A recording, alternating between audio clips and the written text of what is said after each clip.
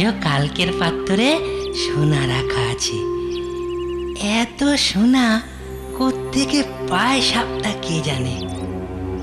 জানো মা, বাবা না খুব বোকা। কেন? সে আবার কি বোকামি করলো রে? এই যে রোজ রোজ দুধ বয়ে নিয়ে যাও, সাপকে দাও, তারপর সাপ একটা মাত্র একটা করে সোনার চাকতি দেবে, সেটা নাও। এসবের কি প্রয়োজন বলো? সে না হয় বুঝলাম, বুদ্ধির কথাটা কি শুনি। বুদ্ধির কথাটা বলি শোনো তবে। আমি নিশ্চিত ওই সাপের গর্তে অঢেল অঢেল সোনা লুকোনো আছে। সাপটাকে কবজা করে একেবারে সব সোনা এনে তুললেই কেল্লা ফতে। কথাটা তো তুই মন্দ বলিসনি। হ্যাঁ মা। এই তবে সাবধান, যদি বিপদ হয়। না না, বিপদের কি আছে, আমার হাতে লাঠি থাকবে তো। দেখিস বাবা, যা করবি চোখ কান খোলা রেখে করিস কিন্তু। আচ্ছা আচ্ছা, তুমি চিন্তা করো না। সাপটা এক মনে দুধ খাচ্ছে, এই সুযোগ। যাই, চুপিসারে এগিয়ে যাই।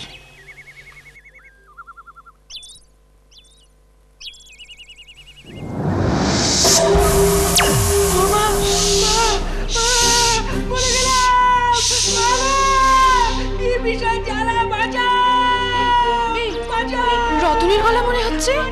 সর্বনাশ সর্বনাশ, সাপটা মনে হয় ছবল মেরেছে। যাই গো যাই। একে একে যা ভেবেছি তাই।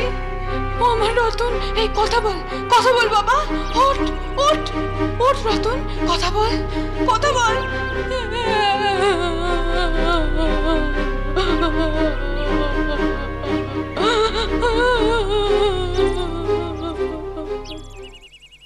গিন্নি, গিন্নি,